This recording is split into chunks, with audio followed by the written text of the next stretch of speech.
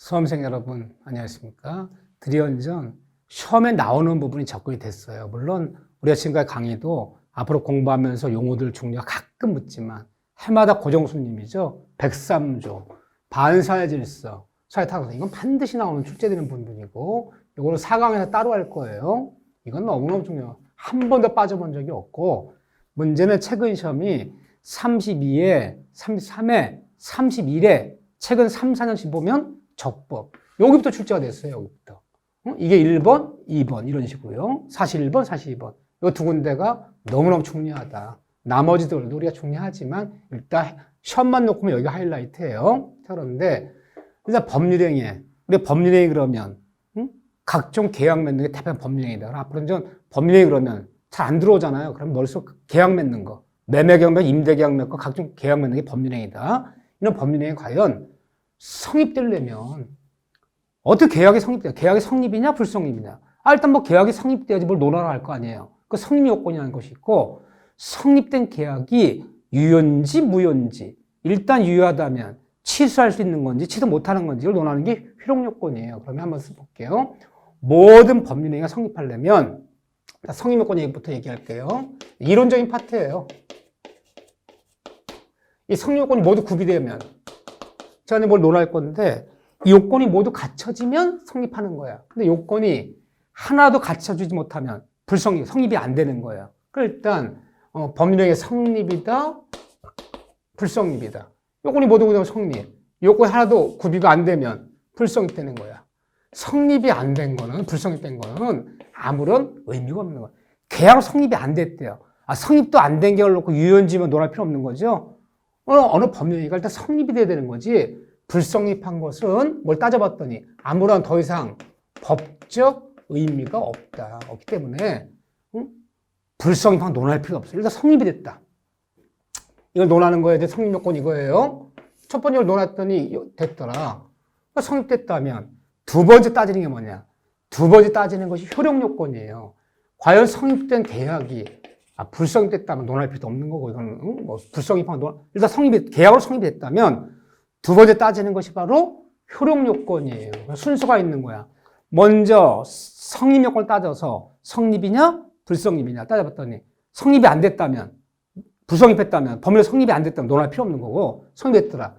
두 번째 따지는 효력 요건인데 효력 요건이 모두 갖춰지면 모두 구비되면 이 성립된 법률행위는 유효해요. 이 자체 시험 문제에 나오진 않지만 유효해요. 근데 효력 요건이 뭐가 문제 생겼어. 갖춰지지 못했다는 거죠. 법의 요구한 효력 요건이 갖춰지지 뭐가 구비가 안 되면 유효하지 못하고 뭐가 되냐. 일단 무효가 돼요. 성립적 효력이 없다는 거예요. 또 효력 요건이 이게 구비가 안 되면 일단 유효하더라도 나중에 없었던 일로 취소가 가능해요. 그러니까 취소할 수 있냐 취소할 수 없느냐. 요 그림 잘 봐주세요. 뭘 논할 때는 순서가 있는 거예요. 일단은 어느 것이 법률행위로 계약으로 성립이냐 불성립이냐. 먼저 이걸 논해야 돼. 성립이냐 불성립이냐를 논해봤더니 여기서 불성립됐다. 성립이 안 됐더라. 법률행위로 계약으로 성립이 안 됐더라. 그럼 더 이상 논할 필요 없는 거죠.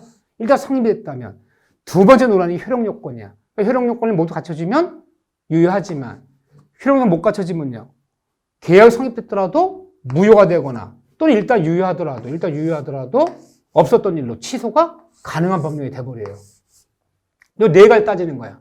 효력 요건에서 유효인지 무효인지 일단 유효하다면 취소할 수 있는 건지 취소할 수 없는 건지 이걸 따지는 건데 자 일단 국어로 쓸 줄 알아야 되죠. 왜 문자로 물으니까.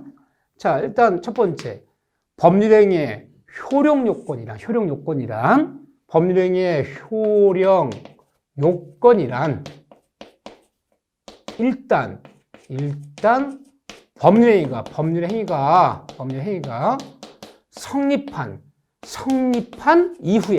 성립한 이후의 문제이다. 맞는 짐은 틀린 짐은 맞잖아요. 일단 성립이 돼야지 다음 단계 따지라는 게 2단계 뭐예요? 효력 요건 유효인지 무효 따지라는 거잖아. 성립한 이후의 문제다. 맞는 지문이에요. 순서가 있는 거예요. 두 번째 어느 법률행위가 무효다. 어느 계약이 무효다. 무효. 이 무효란 말과 법률행위에 불성립했다. 계약이 무효란 얘기와 계약으로 성립이 안 됐다는 얘기는 의미가 같다? 다르다? 아니, 다른 거죠. 같은 의미가 아니잖아, 지금요. 어느 법률행위가 무효란 얘기는요. 일단 법률행위로 계약으로 성립은 되었으나 효력이 없더란 얘기고, 불성립은요. 계약 자체 성립도 안 됐다는 얘기고, 그럼 무효와 불성립은 무효와 어느 법률 불성이란 말은 같은 말이다? 다른 말이다? 다른 말이다. 그림을 볼 줄 알아야지. 다른 말이 같은 말이 아니다. 이거와 이거는 용어, 의미가 다른 거다. 두 번째, 일단은 어느 법률행위가 어느 계약이 유효해야지만이 뭐 취소할 수 있는 계약이냐 취소 못하는 계약을 논하는 거지 무효인 계약을 무효인 법률행위를 취소한단 말이 있어 없어요? 있을 수가 없죠. 그림을 잘 보셔야지. 일단 유효해야지만이 뭐 취소도 아니라 논하는 거예요. 취소하면 없었던 일이 되는 거고 취소 안 하면 계속 가는 거고 무효를 취소한단 말은 없다. 이 그림을 잘 봐주세요. 여러분 이게 문제가 나왔을 때 일단 유효해야지만이 그 다음에 취소할 수 있는데 없는지 논하는 거예요. 이렇게. 요 정도만 보면 돼. 그전엔 제가 이런 부분 막 30분, 40분에 걸쳐 설명했는데 처음에 안 나와. 안 나오면 용어 순서는 알아야 되는 거예요. 1단계, 2단계. 용어를 쓸 줄 아는 거. 이런 것들을 여러분들이 잘 볼 줄 알아야 돼요. 왜? 수치는 막 이렇게 한 집이 섞이거든요. 자, 이론은 요 정도로 끝내고, 그 다음에, 근데 법률 성립, 효력요건 중에서 효력요건. 효력요건이 갖춰지지 못하면, 일단 성립된 법률행위도 무효 내지는 또 일단 유효하더라도 취소할 수 있는 문제. 뭔가 문제 생겨보니 이거 내지는 이거로 가는 거예요. 지금 이거로 가는 거예요. 지금요. 이게 무효 내지 취소의 문제로. 그 중에 그 목적은, 법률 목적은 바로 들어갈게요. 뭐 학문 가르치는 게 아니니까 쓸데없는 시간 우리가 뭐 물론 민법 체계적으로 공부하자면 이런 데를 착착착착 자세히 설명해줘 선생님이 막 해줘야 돼. 근데 시험에는 관련이 없어요. 그런데 시간 소비하지 않을 거예요. 우리 학문하는 사람 아니다. 짧은 시간에 목적제, 단기 속성이다. 응? 운전면허 빨리 따야 된다. 응? 요령도 많이 가르쳐야 돼요. 자, 그 중에 목적은 자 여기부터 법률의 목적이란 말이 뭐냐면 이게 내용이란 말이에요. 내용. 아주 쉬운 얘기라면 계약을 맺었는데 그 계약 내용이 그 계약의 목적이 그 목적 내용이야. 그 계약 내용이 네 가지 갖춰야 돼. 그 계약 내용이 확정되고 가능하고 적법하고 그리고 사타성 이 네 가지 동시에 갖춰야 돼. 엔드 개념이야. 넷 중에 하나도 구비가 안 되면 또는이 아니야. 또는 그러면 확정 또는 가능 또는 그러면요. 아마 넷 중에 하나만 갖추라는 거잖아. 엔드 개념이야. 확정, 그 목적은 그리고 확정돼야 되고 엔드 그리고 가능해야 되고 그리고 그 목적은 적법해야 되고 엔드 그리고 그 사실상 이 네 가지가 그 계약 내용이 네 가지를 동시에 다 같이 네 가지 다 구비했다면 이 법률의 이 계약은 유효해요. 효력이 있는 거야. 근데 계약을 맺었는데 그 계약 성립됐더라도 그 계약 내용이 확정의 반대말 예를 들면 불확정돼 확정이 그 내용이 확정이 안 되면 이거는 계약 성립했더라도 이건 효력은 무효로 가는 거예요. 그러지 못하고 확정됐더라 통과한 거야. 통과했어요. 그러니까 두 번째 따지는 순서가 있는 거야. 먼저 확정이다, 불확정이다. 여기도 만약에 불확정이 돼버리면 이미 무효됐잖아. 토상이 논할 필요 없는 거야. 확정됐더라. 그렇다면 그 다음 단계 그 계약 내용이 가능이냐, 불가능이냐. 가능에 반대말 불가능이에요. 가능한 일이냐 그 계약 내용이 달나라 가서 운석 하나 가져오는 계약이 과연 가능한 거냐 불가능한 거냐 그 계약 내용이 가능하지 못하고 불가능하다면 불가능을 법률용어로 민법 뭔가 용어를 줄이죠. 세 자는 두 자로 줄이고 네 자를 두 자로 줄여볼게요. 불가능이라는 용어로 가능에 반대말 불능이라 부르고 그 내용이 계약 내용이 불가능하다면 비록 계약이 성립했더라도 확정됐더라도 그 내용이 불가능하다면 불능하다면 그 계약은 법률행위는 무효가 된다는 거야. 그 다음에 가능하더라. 통과했어요. 여기서 이 불능이 돼갖고 이 불능이 되어서 이 무효가 돼버리면 논할 필요 없는 거야. 가능하더라. 세 번째. 과연 적법한 거냐? 법에 어긋나지 않은 거냐? 적법한 거냐? 또는 적법이 안 된 거냐? 위법한 거냐? 그 내용이 위법하다면 법에 위법하다면 이거 유효하지 못하고 무효로 간다는 거예요. 그 내용이 적법해야 돼. 위법하다면. 적법하더라. 위법돼 무효돼버리면 이거 논할 필요 없는 거야. 적법하더라. 그러니까 마지막 통과할 게 사회적 타당성. 103조라는 걸 통과해야 돼요. 이거 굉장히 이거는 뭐 우리한테 자세히 공부할 거예요. 103조 위반이 아니더라. 103조 위반. 이게 이제 사회 타당성이 없다 그래요. 103조 위반은 우리가 사회적 타당성이 없다 그래요. 타당성이 없다는 말을 다른 말로 우리가 반사회 질서에 된다 그래요. 그 계약 내 반사회 질서. 반사회 질서에 해당되면 다른 말로 같은 말이야. 응? 다른 말로 103조라는 법조문에 위반하면 어떻게 되냐? 위반하면 이 무효가 돼버려요. 103조 위반이 아니어야 돼. 응? 반사죄에 해당하지 않아야 돼. 여기 해당해버리면 무효돼버려요. 마지막 이걸 통과해야 돼요. 이 네 가지 모두 통과하면 유효. 넷 중에 하나도 걸리겠다면 무효되기 때문에 동시에 다 통과해야 되는 거예요. 네 가지. 그 계약 내용이 그 중에 먼저 확정된 얘기부터 볼게요. 자, 교재 펴보세요. 확정. 아무것도 아니야. 교재 30페이지에 있어요. 페이지 30페이지에 확정의 말부터 볼게요. 하나씩 이제 받으라 할 건데 여기부터. 자, 결 맺었어. 근데 그 계약 내용이 확정되지 못했다면, 근데 확정이라는 말은 꼭 법률행위 하는 처음부터 그 계약 내용이 꼭 처음부터 확정됨을 요하진 않아요. 꼭 처음부터 확정돼 유효한 건 아니에요. 근데 적어도 언제까지? 처음부터 확정되지 않아요. 적어도 그 이행기까지. 그 이행기까지는 확정이 돼줘야 돼.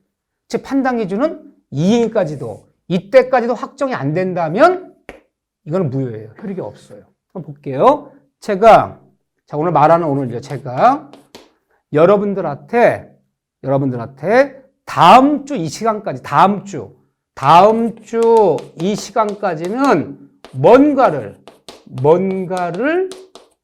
드리겠습니다. 하나씩 무상으로 공짜 다 드리겠습니다. 공짜로 드리겠습니다. 무상으로. 그럼 말하는 지금은 꼭 처음부터 확정되라는 거 아니에요. 뭔가 확정되지 않아도 좋아요. 뭔가 뭐야? 꼭 처음부터 확정되지게 유효한 건 아니에요. 근데 제가 뭐래 다음 주 이 시간까지. 근데 다음 주 이 시간이 되도록 뭔가 확정이 안 되더라. 그러면 이거는 무효예요. 아무 의미가 없다는 거 성립했더라도. 자 보세요. 자 뭔가가 다음 주 이 시간이 됐더니 지난주에 민법 선생님이 뭔가 준다는 것이 뭐 교재 한 권씩이라더라. 볼펜 한 자루라더라. 뭐라더라. 이거 확정이 돼버리면 그 유효해요. 근데 다음 주 이 시간이 되도록 전혀 확정이 안 돼. 이행까지도 확정이 안 돼. 그럼 이제 비로소 무효가 되는 거지. 왜요? 다 수업 끝났어. 아니 지난주에 뭔가를 준다고 했는데 뭔가 뭐야? 뭔가 뭔지 아직 확정이 뭔지 공고가 안 되네? 제가 들어와서 수업 시간에 제 마음을 드렸는데요. 제 마음을 다 드리고 들어왔는데 받으셨죠? 이러면 어이가 없잖아. 따질 수가 없잖아. 뭔가 따지지 못하는 것은 권리가 아니야. 권리무가 발생하지 않는 건 의미가 없는 거예요. 그래서 꼭 법률의 계약 내용이 계약 성립 당시 확정되면 요하진 않지만 적어도 언제까지는 그 이행까지는 확정이 돼줘야 되는 거예요. 그 이행까지는 확정이 안 되면 비로소 무효되는 거지. 꼭 처음부터 확정을 요하는 것은 아니다. 그 판례 하나 소개한 거 간단히 보고 어렵지 않아요? 확정됐더라. 여도 불확정돼 버리면 뭔가가 확정이 안 되더라. 무효했어. 그럼 논할 필요 없는 거야. 그 다음은요. 확정됐더라. 두 번째 따지는 것이 이제 가능이다, 불능이다. 확정됐다만 그 계약 내용이 목적이 과연 가능한 일이냐, 가능한 거냐, 불가능한 거냐, 불가능한 것이냐, 가능이냐, 불가능이냐. 이걸 논하는 거예요. 논하는 건데 그 내용이 불가능하다면 이건 불가능이 줄여서 뭐라고 했죠? 제가 불능하다, 불능하다면 우리가 이제 일반적으로 무효가 되는데 가능, 불능의 판단 기준이 뭐냐? 판단 기준. 이 계약 내용이 가능한 일이냐, 불가능한 일이냐. 가능, 불능 판단 기준은 자, 요 가능, 불능은 그래도 별표를 요거 이 다음에 계약법이 중요해요. 이 다음에 우리 계약법 10문제 배울 거예요. 거기서 굉장히 중요해요. 자, 가능, 불능은 우리 교재로 따지면 31페이지에 많이 설명이 돼 있죠. 여기 보면 가능이냐 불능의 판단 기준이 뭐냐? 판단 기준은 무슨 과학적, 물리적, 물리적 기준이 아니라는 거예요. 과학적, 물리적으로 기준 삼는 건 아니고 그럼 뭐에 따라 기준하는 거냐? 가능한 것이냐, 계약 내용이 불능한 것이냐. 불능하다면 무효가 되는데 판단, 과학적, 물리적 기준이 아니라 사회 통념에 따라 결정한다. 가능, 불능 판단 기준은 뭐에 따른다? 사회 통념에 따른다. 사회 통념이란 말이 처음 나왔어요. 사회 통념이란 말이 뭐냐? 우리 앞에 민법 총칙 배울 때 제일 많이 쓰는 용어가 사회 통념에 따른다. 판단요 사회 통념에 따른다. 이게 제일 많이 나오는 용어예요. 무슨 뭘로 사회 통념이 뭐냐? 이 시대를 살아가는, 우리 사회를 살아가는 건전한 일반인의 건전한 일반인의 상식에 따라 결정한다. 이 상식에 따라 판단하는 걸 사회 통념이라고 부르는 거예요. 그럼 보세요. 두 사람이 계약을 맺었어. 계약 내용 확정됐어요. 달나라에 가서 1년 내 달나라에 가서 운석 하나를 가져오면 500을 주고, 만약 못 가져오면 50원 물어주기로 하자. 계약 내용 확정됐다니까 달나라 운석 가져오는 거. 그럼 1년 내 우리 일반인이 달나라에 가서 1년 내에 달나라 하는 것이 가능하냐? 불가능. 그 계약 내용 가능한 일이냐? 불가능한 일이냐? 과학적 물리적으로는 가능하죠. 나사에서 지금이라도 로켓 쏘면 4개월이면 가요. 또 보세요. 작년 해수욕장 가서 바다에 빠뜨린 금반지, 결혼 반지야. 그 금반지를 건져오면, 태평양에 빠뜨린 반지 하나를 건져오면 100억 주기로 했어요. 그럼 태평양에 빠진 물건을 건지는 것이 혹시 과학적 물리적으로 가능할지 몰라요. 하지만 건전이만 상시에 비춰볼 때 가능해, 불가능해요? 불가능해. 그럼 불능되는 거야. 과학적 물리적 기준이 아니에요. 상시에서 달나라 운석 가져오는 거, 한가에 빠진 동전 하나 건지는 거, 사회 통념에 비춰볼 때 가능한 일이 아니잖아. 그러면 무효되는 거예요. 판단기를 뭐에 따른다? 사회 통념에 따른다. 또 하나, 이 가능이다, 불능이라는 것은 불가능해. 근데 계약 내용이 불가능하다면 이 무효가 되는데, 이 불능은 항구적 불능을 의미하는 거야. 이 불능이다 무효되는 것은 이걸 의미하는 거야. 영원히 안 되는 게 불능이지. 일시적 불능은요? 일시적 불능은 불능이 아니에요. 일시적 불능은. 자, 보세요. 내일까지 돈 1억 원을 주는 계약을 맺었어. 자, 근데 오늘 나는 돈 구할 때도 없고, 빌릴 때도 없고, 난 불가능해요. 다만 1년 뒤 정도 주면 내가 가능할 수 있지 몰라. 내일은 못해. 하지만 영원히 안 되는 거 아니잖아. 근데 1년 뒤, 2년 뒤에는 1억 구할 수 있어. 그럼 불능이 아니야. 근데, 돈 100조를 주는 계약을 맺어. 100조. 예를 들면, 내 살아생전에 100조를 주기로 하자. 그럼 죽었다 깨는데 못해. 그건 영원히 안 되는 거잖아. 그게 불능이지. 오늘은 안 되지만 내일은 할 수 있어. 오늘은 못하지만 1년 주면 할 수 있어. 일시적 불능 불능이 아니야. 일시적 불능 유효한 거거든요. 영원히 안 되는 게 불능이야. 항구적 불능은 무효이다. 또 불능에는 종류예요. 불능에는 한 번만 잘 해놓으면 돼요. 이게 이제 객관적 불능이라는 게 있어요. 객관적 불능. 또는 물리적 불능이라는 게 있어요. 물리적 불능. 물리적으로 불가능한 거. 사회 통념에 비춰서 물리적으로 불가능해요. 한가 앞에 동전을 건지는 거. 사회 통념에 비춰서 물리적 불가능하잖아요. 그럼 이거 무효야. 그 계약이 맺어졌더라도 성립했더니 그 계약은 무효예요. 효력이 없어요. 그런데 또 불능에는 이 법률적 불능이라는 게 있어요. 법률적 불능. 이것도 불능이라는 거예요. 이것도 무효하는 거예요.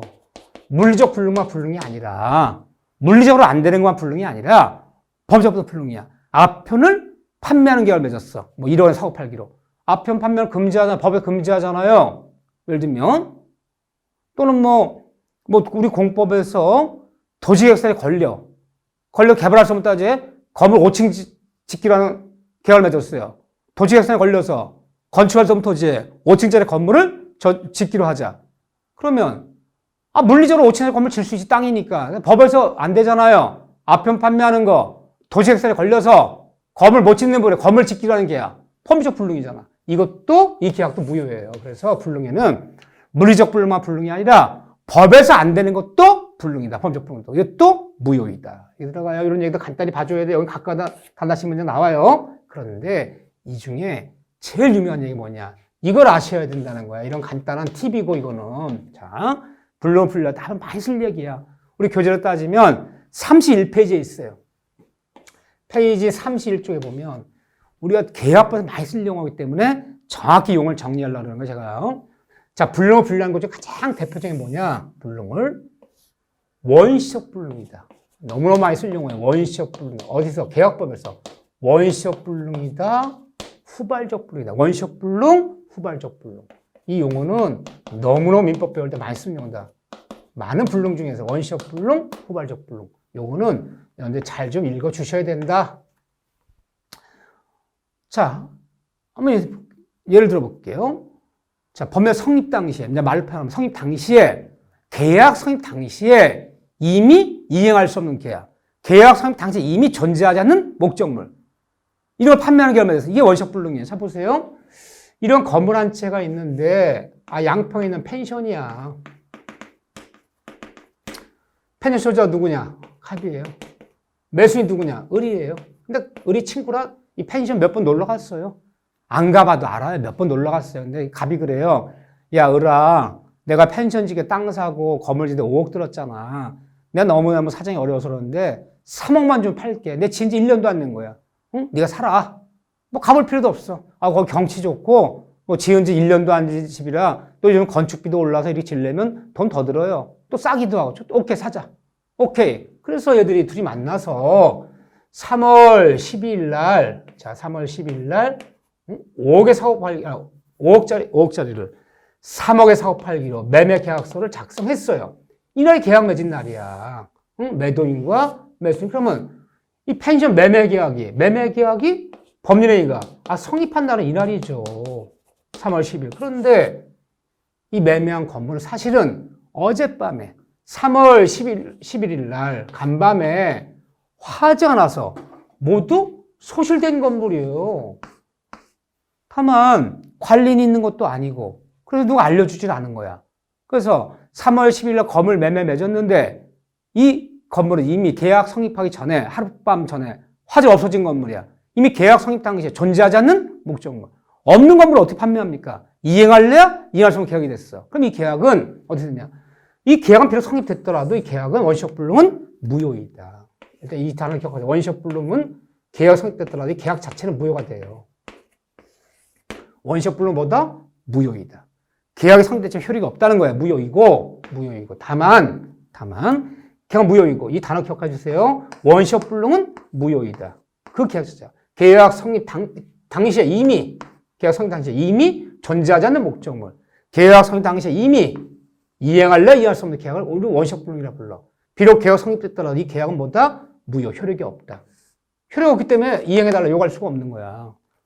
계약이 유효해야지만이 매수 매도를 추천하다 난 대금 치를 테니까 빨리 건물 넘겨줘. 이걸 요구할 수 있지. 무효는 아무 청하지 못한 게 무효야. 이행하지 않았다 이행을 요구할 수 없고 이행을 요구할 수 없는 게 무효다. 이행할 필요도 없고 이행을 요구할 수도 없고 계약 자체 무효가 됐으니까 무효이고 다만 뭐의 문제 넘어요. 원시적 불능은 무효이고. 이 단어 기억하세요. 이 다음에 계약법 배울 거예요. 이때 매도인은 매수인에게 뭔가 책임을 져줘야 돼. 계약은 무효였지만 이치도 않은 건물 판다고 하는 바람에 3월 12일 날 이치도 않은 걸 판다고 하는 바람에 을이 하루 일 못했죠. 뭐 계약 쓴다고 뭐 밥값도 쓰고 뭐 여러 가지 경비 썼죠. 등등 물어줘야 될 거 아니야. 다만 매도인은 여기서 매도인이 갑이에요. 계약자 무효이고 다만 매도인은 매수인에게 계약 용을 원시적 불능은 무효이고 용을 받으세요. 다만 매도인 매수인의 계약 체결상의 과실 책임은 진다. 이것도 안 진다는 얘기는 아니에요. 지가 매도인이 계약 쓸 때 직원물이 있는지 없는지 확인해 봐야 될 거 아니야. 확인도 안 쓰는 바람에 경비 날렸잖아요. 그래서 뭔가 손해배상은 해줘야 된다. 이때 매도인 매수인한테 손해배상 해주는 것을 계약 체결상의 과실책임 진다 불러요. 물론 이제 이 다음에 계약법 가면 계약 체결 진다면 뭘 배상할 거야? 실내익 배상이다. 실내익은 배상. 이런 얘기는 아직 안 해요. 다만 단어 받쳐달라고. 원시적 불능은 그 계약 자체 뭐라고요? 법리가 무효이다. 무효이고 다음 매도인 매수인에게 뭔가 손해배상해 준다. 이치라는 걸 매매한다는 바람에 매수인이 경비 썼잖아요. 그 물어주는 것을 계약 체결상의 과실책임 문제는 벌어진다. 물어주면 어디가 물어줄 것이냐. 이런 건 이 다음에 볼 거 실내배상이다. 후발적 불능이야. 후발적 불능은 계약 성립 당시에는 건물이 존재했어요. 계약 성립 3월 12일 날 건물이 있었다니까요. 근데 그 이행기 전에 그 이행기 잔금 치는 날이야. 잔금 치는 날 4월 12일로 정했어요. 근데 계약 성립 당시에는 건물이 존재해서 계약이 성립한 이후에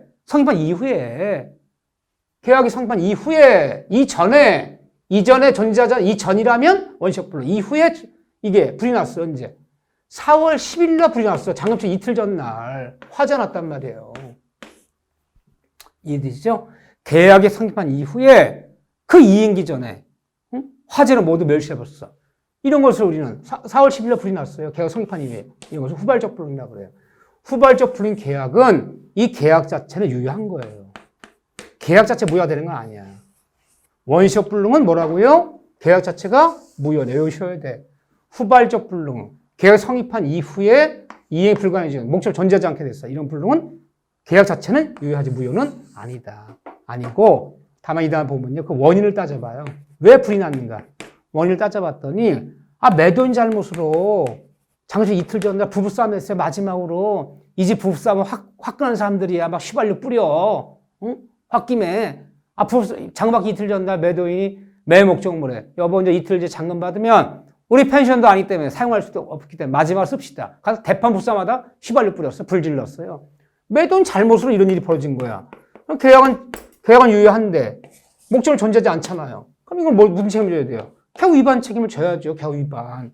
계약 위반이라는 말을 채무 불이행이라 불러요. 우리가 민법 배울 때 너 계약 위반했어? 약속 안 지켰어? 너 계약 위반이야. 사회에서 사람들이 쓰는 용어고 뭐가 계약을 맺었는데 계약 위반한다. 계약 위반하는 걸 채무 불이행이라 불러요. 채무 불이행 책임을 져야죠. 불이행 책임을 져서 유효한데 못 넘기잖아요. 계약 찬지 유효한데 못 넘기잖아. 그럼 일체 뭐 손해배상하고 받은 거 다 원상에 뭐 돌려주고 다 책임을 져야죠. 손해배상. 이 문제 넘어가요. 근데 매도인 잘못 없이 천재지변 등으로 이런 일에서 천재지변 등으로 하필이면 장금받기 이틀 전날 원인 모를 산불이 나서 화재 난 거 천재지변 벼락 천재지변으로 전혀 매도인 잘못이 아니라는 거야. 빌라라든가 저기 뭐 연립을 매매했는데 장금식 3일 전날 큰 태풍이 불어왔고요. 거기 막 비바람 치고 다 무너졌어요. 천재지변 등으로 매도인 잘못이 아니잖아. 매도인 잘못 없이 이런 일이 벌어지면 계약은 유효한데 이날 못 넘기잖아, 이거. 이행할 수 없잖아. 이거는 뭐라 하느냐. 이거는 매도인 잘못 없이 이런 식으로 벌어지면 매도인 잘못 없이 이거는 위험 부담 문제로 넘어간다. 아직 몰라요, 이런 얘기들. 위험 부담이란 말이 뭐냐면 일본의 한자 용어인데 어떤 손해를 누가 감수할 것이냐. 우리는 모든 손해를 다 매도인이 감수해야 돼요. 그럼 위험 부담 진다 그러는 거야, 매도인이.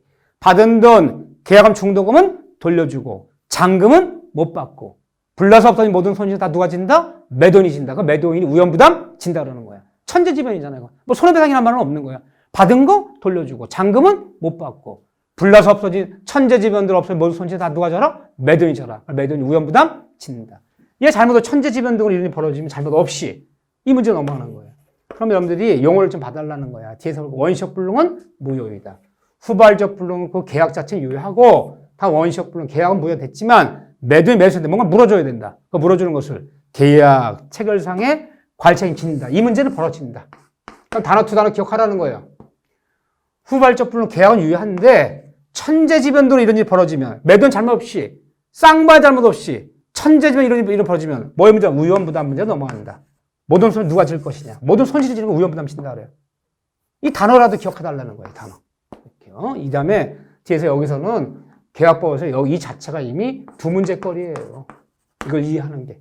이 다음에 계약법에서 2시간, 1시간 이상 걸쳐서 자세히 배워요. 자, 이렇게 봐주시고. 그렇지만 이 다음에 중요하게 때 보는 거예요. 그 다음에 최근에 시험 32에 33에는 첫 번째는 어디부터 나왔냐? 내려했죠? 적법, 우리 교재 저기 페이지 32죠? 32페이지요. 이 적법이다. 여기부터 출제했어요. 연속 2년간. 굉장히 중개사 공부하는 사람이 중요한 거야. 왜 중요한지는 제가 설명한 다음에 그래서 공인중개사 공부하는 사람들이 앞으로 중개업 볼 사람들이 이걸 알아야 되는구나. 이 판례들을 거기가 중요하다. 왜 그런지는 설명해 볼게요.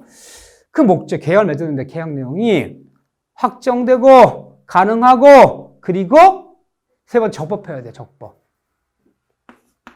여기 판례를 한 10개 외워야 돼요. 판례는 그런 판결이 왜 나왔나를 일일이 설명할 수가 없어. 결론적인 얘기, 영어로 얘기하면 수고예요, 수고. 굉장히 앞으로 자주 쓸 건데 그 수고들은 좀 여러 개 외워놓잖아. 영어 공부할 때 문장 속에서. 투부정사도 좀 외워두잖아요. 이렇게요. 그래야지 문장이 팍 풀리잖아. 그런 식으로 판례들은 우리가 시간이 많고 학문을 하고 법대 학생이라면 왜 이런 판결이 나왔는가? 이 판결이 어떻게 진행된 건가를 다 얘기하지만 그런 시간이 없단 말이야. 시험은 나온단 말이야. 근데 시험이 나오는데 과정이 묻는 거지 그 결론을 묻는단 말이에요. 판례는 암기를 해주셔야 돼. 그 계약 내용이 적법해야 돼요. 적법한단 말이야. 계약 내용이 만약에 위법하다면 이건 다 뭐가 되느냐? 다 무효가 돼요. 그러면 적법이 뭐고 위법이 뭐냐? 말 뜻대로 보면 적법은 법에 어긋나지 않는 거. 위법은 법을 위반한 거. 쉽게 생각하면 그렇게 생각하면 돼요. 근데 법을 위반해서 다 위법이라는 얘기가 아니에요. 위법이란 말을 잘 봐보세요. 위법하다면 뭐야 되는데 이 법에는 두 가지가 있다. 우리가 법이라 부르죠. 법에는. 그러니까 우리가 이제 쉽게 얘기해서 모든 법조문을 자 우리 민법 조문이 1조부터 1118조까지 있다 칩시다. 그러니까 1조부터 이 1118조까지 조문 수가 이렇게 있는데 이 조문은 다 똑같은 조문이 아니에요. 두 가지로 나눠져요. 사람을 둘로 분류해봐라라면 남자 아니면 여자 둘로만 분류해야 되잖아요. 물론 요즘 뭐 여러 가지 많아요. 남자인지 여자인지 애매한 사람들도 있어. 하지만 일반적으로 분류해봐라. 남자는 여자. 법을 분류해봐라. 대한민국 모든 법조문을 대한민국 모든 법조문에 민법 조문을 좀 좁혀서 둘로 나눠봐라. 그 민법 조문에는 임의법규라는 법조문이 있어요. 임의법규. 이 법조문이 있고 강행법규라는 법조문이 나눠져. 둘로 나눠져. 남자 여자 나눠져 있었지.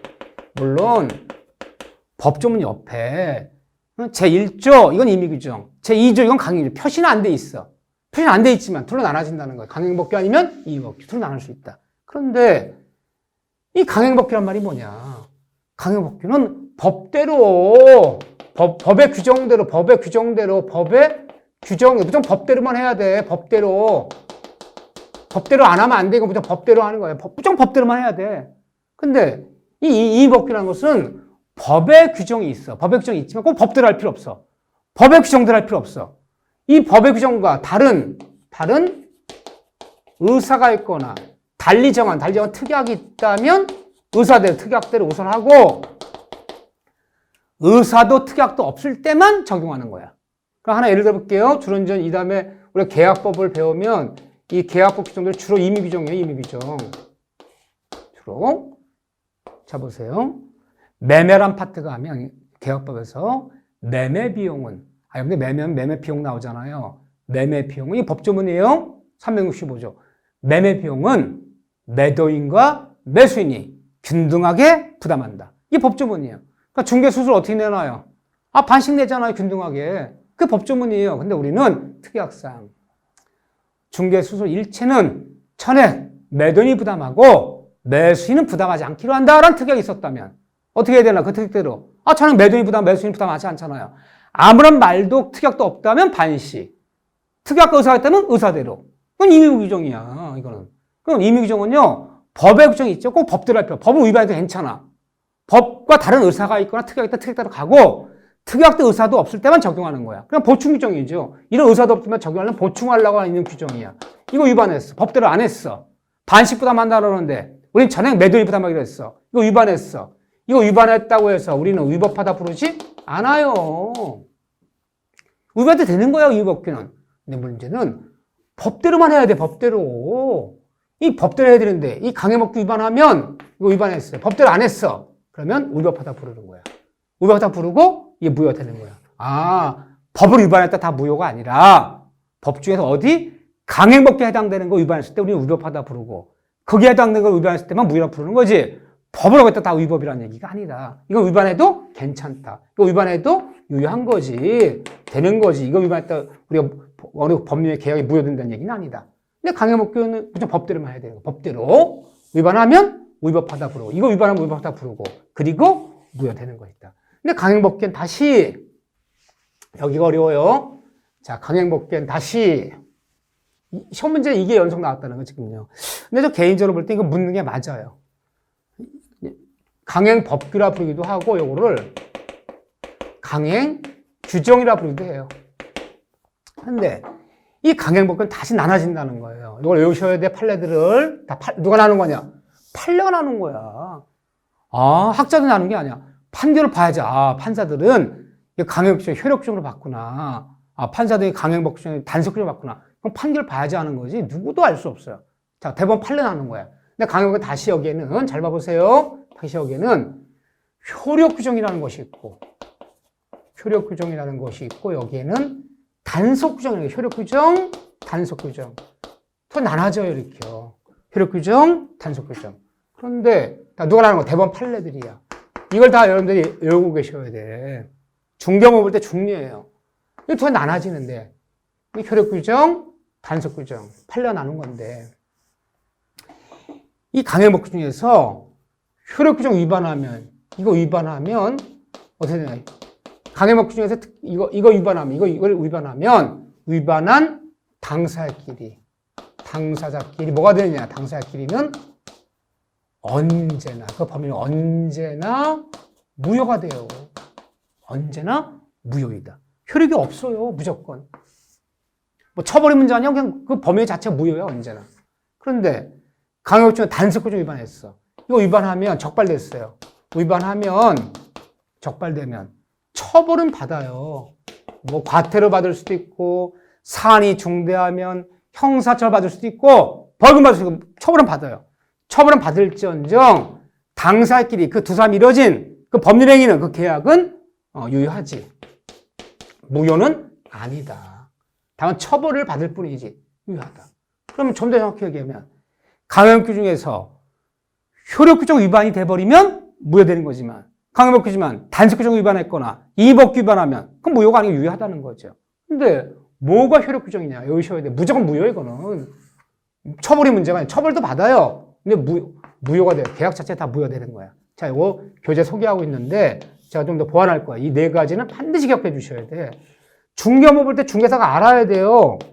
야, 내가 이런 계약 맺으면 이게 적발됐어, 이자면. 적발되면 이게 무효가 돼버리면, 처벌은 과태료 물고 벌금 돈으로 때우면 돼. 돈으로 때우지만 유효하대요. 유효하면 이걸 할 수도 있는 거야. 다만 돈으로 때우면 돼. 근데 계약 자체 무효돼버리면 그건 수습이 안 되는 거야. 절대 하면 안 되는 거야. 돈으로 때울 문제가 아니야. 돈으로도 못 때워요. 뭐냐? 우리가 배운 것 중에서 토지거래, 옛날 국토용관리법이라고 했어요. 국계법상. 요즘 뭐 중개사법으로 넘어가는데, 토지거래, 이 토지거래 허가, 이 허가에 관련된 조항은 이거 위반하면 무조건 무효예요. 처벌이 문제가 아니야. 계약 자체가 무효가 돼버려요. 그럼 뭐를 보는 거야, 판례가? 그리고 효력규정을 보는 거야. 그 계약 자체가 무조건 토지 허가에 관한 조항은 위반하면 적발되면 처벌이 문제 아니야. 계약 자체가 무효. 등기 나더라도 등기가 무효가 돼버려. 이게 무효되면 중개사가 수습이 안 돼. 중간에 껴갖고요. 그 다음에 실명득법에서 명의신탁에 관련되는 거. 이 명의신탁에 관련되는 것은 실명득법, 명의신탁 하지 말라는 거예요. 명의신탁에 관한 규정은, 금지 규정은 명의신탁에서 걸리면요, 처벌이 문제가 아니야. 무조건 무효야. 이건요. 하면 안 돼, 절대. 수습이 안 돼, 무효가 돼버리면. 돈으로 때울 수가 없잖아요. 이건 돈으로 때우면 되는 거예요, 이건요. 그 다음에, 자, 여기 소개 안 돼 있지만. 그러니까 이게 우리가 중개업무 볼 때 알아야 되는 지식만 알면 되는 거예요. 뭐, 거기 무슨 총포관리법이 어떻고, 의료보수법이 어떻고, 국유재산에 관련된 사람이 어떻고.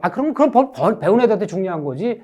응? 뭐 법원지, 검찰직 하는 애들은 그런 것까지도 볼 수 있지만, 중개업무 필요한 지식 갖고 정답으로 결정되는 거예요.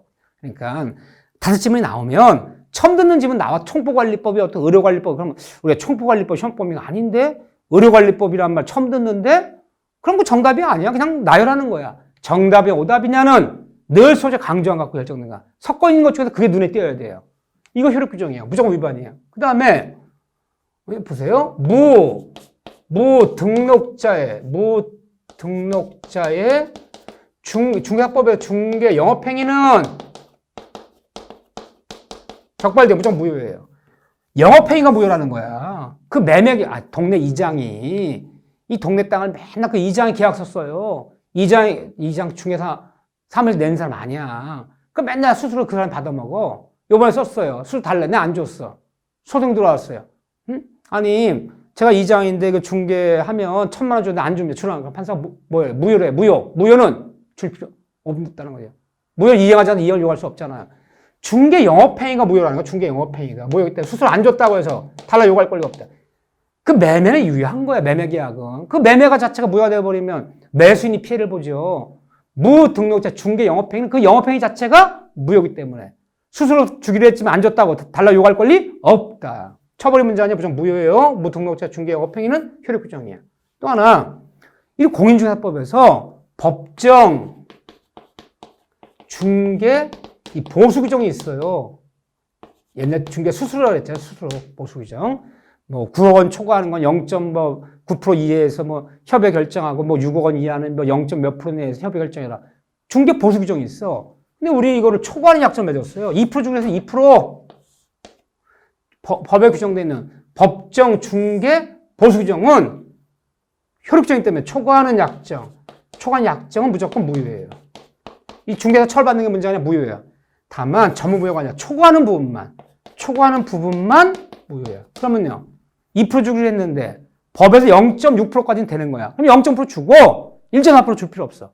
전무무효가 아니라 뭐라고요? 초과한 부분만 무효다. 초과한 부분만 무효라는 건 전무무효라는 얘기가 아니에요. 법에 규정 중개소가 유효하고. 그 다음에 시사적이에요. 요즘 금리가 엄청 높아져서 뭐 이렇게 사채 쓰고 막 제2금융권 쓰는데 뭐 이자 뭐 20, 30% 달라. 뭐 기업이 망하게 생겼어. 지금 사채 제한 30% 달래요. 이자 제한법은 법이 있어요. 이자 제한법. 얼마 이상 이자 못 받는다. 그 이자 제한법을 초과하는 약정은 전무무효가 아니라 이것도 초과하는 부분만 무효라는 거. 법에 규정된 이자까지는 줘야 되고 이자법 초과하는 약정 무효이기 때문에 초과한 부분 줄 필요 없다. 안 줬다고 해서 달라 요구할 권리가 없어요. 이 5가지만 경하죠. 이건 무조건 무효. 이건 중개사들이 하면 안 되는 거야. 그러니까 이게 초과한 부분만 무효다. 영업행위 무효다. 기억하셔야 돼요. 이건 단속 규정이야. 적발되면 처벌은 받을지언정 그 매매는 유효하고 등기 났다면 등기도 유효해요. 이게 어딨냐 단속 규정이. 여기 이렇게 생각하세요. 이 부동산 탈세, 부동산 투기를 방지하기 위한 입법들이 있어요. 부동산 탈세 투기 방지 입법들. 여기 어디 있느냐? 여러분들 2차 과목인 부동산 등기법에서 있을 수 미등기 전매하지 말아라. 등기원이 허위기재하지 말아라. 증여인데 매매라 허위기재해서 증여 세금 떼먹으려고요. 중간생략등기에서 미등기 전매. 다 세금 떼먹으려고 그러는 거잖아. 중개사법에 따옴격 쓰지 말아라. 양도 떼먹으려 따옴격 쓰는 거야. 원래 20억인데 10억이라 썼어요. 쓰지 말아라. 세법에서 세금 탈세를 하기 위해서 방지한 법이 있어. 그럼 염대표 2차 등기법, 뭐 세법, 이 중개사법 이런 데서 부동산 탈세 투기를 방지한 입법들은 다 뭐냐? 단속 규정이야. 적발되면 처벌은 받아요. 과태료 얻어맞고 중과세 얻어맞고 가상 얻어맞을지언정 그 매매 자체는 되게 유효하다는 거야. 이런 게 어딨냐? 딱 한두 번. 따옴격 쓰지 말아라. 따옴격 썼어요. 이 적발되면요. 가상금 얻어맞고 추징금 얻어맞을지언정 그 계약 자체는 유효한 거지. 그 매매 자체가 무효되는 건 아니야. 그러니까 단속 규정, 따옴격 작성 금지 규정. 등기법에서 미등기 전매하지 말아라. 미등기 전매 금지 규정. 그러니까 탈세 투기 때문에 이루어지는 거잖아. 이런 거. 미등기 전매에서 걸리면요. 와장창 얻어맞을지언정. 돈은 뭐 가상금이고 과태료건 과징금이 맞을지언정. 그 매매는 등기 유효하다. 그 등기 자체 매매 무효라는 얘기는 아니다. 이런 것들 지금 2가지만 예를 들었지만요. 이렇게 다른 거. 부동 관련된 얘기만 하면 돼. 여기 하나 더. 이 공인중개사법에서요. 공인중개사들은 이거 중요한 거예요. 이런 것들이 시험에 섞이는 거지. 우리가 뭐 의료법이 어떻고, 총법법이 어떻고, 뭐 주택 무슨 법이 어떻고. 그런 거 우리 시험법이 민법 아니잖아. 다른 시험은 중요할 수 있는 거야. 우리 시험은 실무에 관련되는 거. 요것만 그냥 맞출 수 있어. 공인중개사들은 자기계약 금지 조항이 있어요. 자기계약 맺지 말아라. 자기계약이 뭡니까? 자기한테 맡긴 중개 의뢰물을 중개사가 매수인 돼서 직접 매수하지 말라는 거야. 이거 허용해버리면 그 의뢰인이 손해보고 중개사 이익 본단 말이야. 공인중개사들은 자기한테 맡긴 중개 의뢰물을 자기가 직접 매수하지 말아라. 이 자기계약 거래 금지 조항이야. 근데 매수했어. 중개사 직접 지가 그냥 매수인 돼서 매입해버렸어. 싸게. 적발되면요. 공인중개사법에 따라서 처벌받을지언정 그 계약 자체는 유효하지 무효는 아니야. 그러면 공인중개사들의 자기계약 거래금지 조항은 지가 직접 매수인데서 중개의뢰물을 매입해버린 거는 이건 단속 규정이야. 이런 것들. 요 정도, 요 보면 돼. 요 정도 보면. 요 효력적 외우는 게 중요해요. 이 5가지. 요거는 외워달라, 이렇게요. 그런데 하나 기억할 것은, 물론 두 가지가 있어요. 요거 제일 중요한 거 시험 문제 이걸 직접 물어요. 여기서 유효 고르시오. 유효 고르시오. 무효 고르시오. 요인지 문제 고르시오. 32회 때도, 33회 때도, 31회 때는 안 나왔어. 30회 때도. 4번 모셔 3번 나왔어. 다 이거 오르라 나왔어요. 이거. 유효인지, 무효인지. 이거. 나무 처음 듣는 문장은 신경 쓰지 말아라. 시험장 가면 제가 강조한 것만 알고 있으면 그거 속이고. 처음 듣는 문장 넣어요. 총포관리법이 어떻고, 의료법이 어떻고, 의료재단법이 어떻고. 그런 건 몰라, 우리가. 다유라는 거 아니야. 그렇게 봐주셔야 돼. 근데 우리가 그냥 강행법규 그러면요. 이 중에 뭘 얘기하는 거냐. 그냥 강행법규 그러면 이게 원칙이에요, 원칙. 이건 예외를 인정하는 거야. 그냥 강행법규 그러면 아무런 말에서 이걸 얘기하는 거예요. 민법은요, 아무런 말에서 뭘 묻는 거다? 원칙을 묻는 거야. 그러면 참 말을 똑바로 안 해요. 자, 보세요. 이게 굉장히 중요한 얘기야. 어떤 원칙, 어떤 예외인지를 알아두셔야 돼. 강행, 그럼 이게 원칙이고, 이거 예외를 인정하는 거야. 자, 보세요. 강행법규 위반은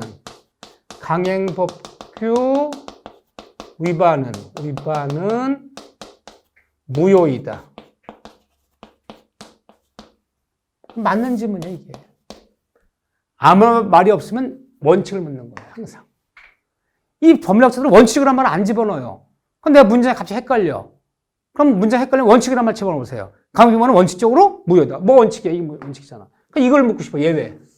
여기뿐 안 해. 항상 민법 원칙에 예외가 있는데, 예외는 물어봐 줄 때만 상상하셔야 돼. 물어봐 주지도 않는데 원칙 예외를 다 상상하면 질문 못 골라요. 아무런 말이 없으면 뭘 묻는 거다? 원칙을 묻는 거다. 그럼 위반은 원칙 이거잖아. 원칙, 효력 규정이잖아. 위반은 무효. 맞아요. 근데 이걸 묻고 싶어. 안 하면 모른다. 산속적. 그러면 강행 위반은 언제나 절대로 항상 반드시 무효이다. 틀렸잖아요. 여기 해당되면 유효하잖아요. 그러니까 원칙의 예외가 있는데 아직 뭐 문제 풀이할 때가 아니라서 쓸 얘기는 아니지만 민법 아무런 말이 없으면 원칙을 묻는 거야. 예외는 언제나 절대로 항상 반드시 이 단어가 들어갈 때는 예외가 있나 하면 살피는 거야. 그때 가서. 근데 한 지문을 놓고 원칙 예외를 다 상상하면 못 고르죠. 법률학자가 잘못하는 거야. 원칙적으로 한 말처럼 원칙적으로 무효이다. 얼마 적은데. 근데 그들은 국어학자가 아니야. 아무런 말이 없으면 항상 뭘 묻는 거다? 원칙을 묻는 거다. 예외는 언제나 절대로 항상 반드시 이 말이 들어갔을 때는 예외가 있으면 틀리는 거고 예외가 없으면 맞는 거고 그때 상상하는 거지. 한 집어넣고 원칙 예외를 다 집어넣어버리면 못 골라요. 항상 원칙을 묻는 거야. 강요 위반은 무효. 맞아요. 언제나 뭐든 틀려.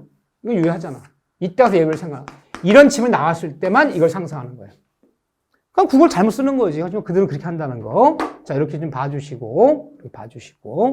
그래서 사실은 여러 가지 학문적인 얘기가 있지만, 여러 가지 뭐 판례를 소개하고 있죠. 학교법인이 없고, 뭐, 의료 자격이 없는 일반인이 의료기관이 없다 하지만, 그런 질문에 신경 쓰지 말자. 부동산 관련되고, 중개법 관련된 얘기만 신경 쓰자. 이렇게 잘 정리해 주셔야 돼. 자, 여기가 굉장히 중요한 파트예요. 제가, 몇 가지 체크해 줬어요. 여기 좀 잘 봐달라. 이렇게 좀 잘 정리 부탁드립니다. 자, 체크해 준 거 다 찾아서, 그럼 여러분들 보세요. 강의를 듣고, 내가 7번 필기를 했어, 제가. 그럼 일단 적었어. 이게 어딘가를 다 교과서 찾아서 현관에 거셔야 되는 거야. 이 교과서에. 여기 있네. 없는 건 더 적어놓고. 그럼 본인이 단권화를 시켜야죠. 그래서 이 다음에는 별표 2개 친 부분, 지금 첫 강의니까 별표 하나 친 부분, 학문적인 얘기를 하는 거. 제가 별표 하나 치는 부분은 학문적인 부분이에요. 민법을 공부하기 위해서 기초가 되는 것들이지만 처음에 잘 나오는 것들은 아니야.